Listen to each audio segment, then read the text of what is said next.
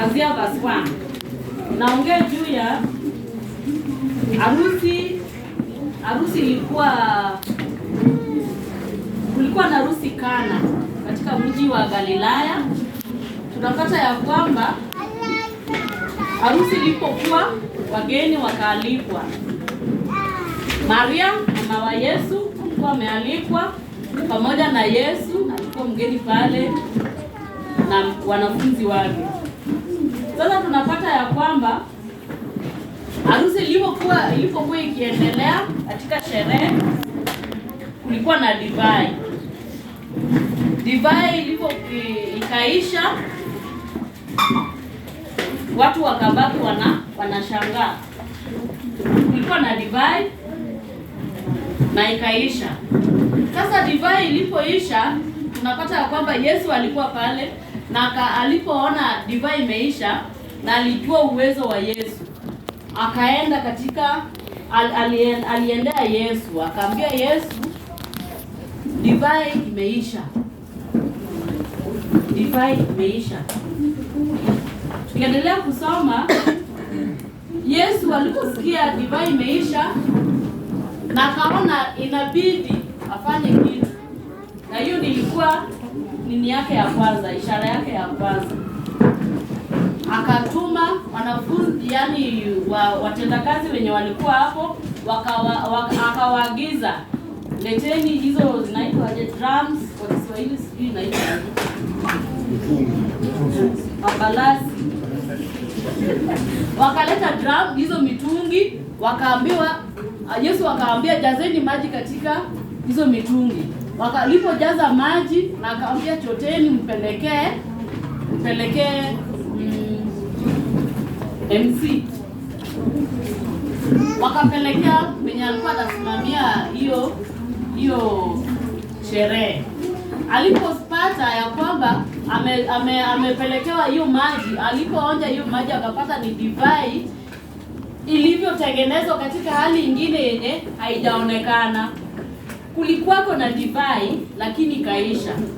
Na Yesu ameagiza wafanyikazi waweke maji kwenye mitungi. Maji kaweka kwenye mitungi na akaambia choteni hiyo maji mpelekee mwenye anasimamia hiyo sherehe. Yeye alipoonja hiyo maji akapata ni divai tamu ambayo watu hawajawahi onja katika hiyo sherehe yenye ilikuwa divai tamu, na divai ilikuwa imeisha na ingine ikatengenezwa.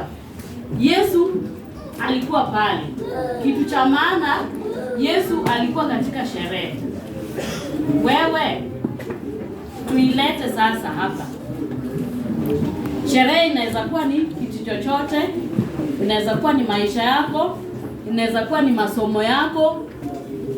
Sherehe inafaa ikuwe kitu mzuri, si ndio? Kitu ya kusisimua, kitu ya kuleta furaha, kitu ya kuleta raha. Inaweza kuwa ni ndoa, inaweza kuwa ni masomo, inaweza kuwa ni maisha yako, inaweza kuwa ni kitu yenye inafaa ilete furaha katika maishani mwako.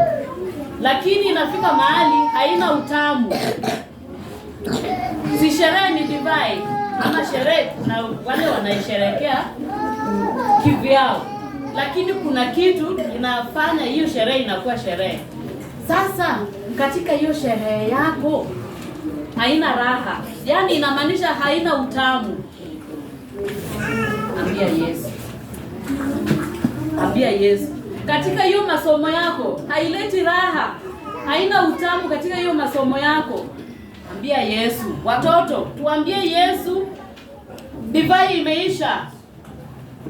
Tusipuuze, Yesu wako na wewe. Yesu wako na wewe katika hiyo sherehe. Tusipuuze. Mwambie divai imeisha. Katika ndoa yako haina utamu. Ambia Yesu, divai imeisha katika hii sherehe yangu. Divai imeisha, haina utamu.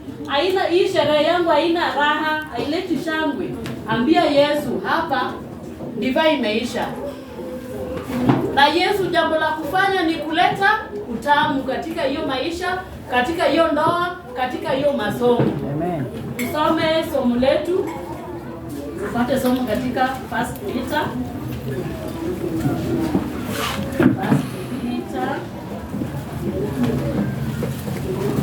chapter 4 verse 10.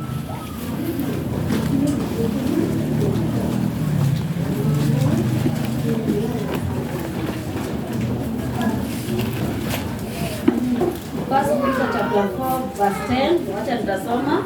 Kila mmoja kwa kadiri alivyoipokea karama, itumieni kwa kuhudumiana kama mawakili wema wa neema mbalimbali za Mungu.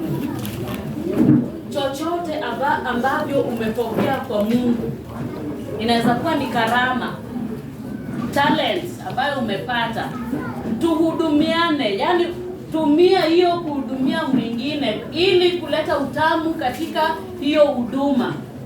Tumia hiyo talanta ambayo umepewa, talanta hiyo ambayo umepewa, itumie kuleta utamu kwa mwingine. Tuhudumiane. Chochote ambayo umepata, tunaambiwa kila mtu,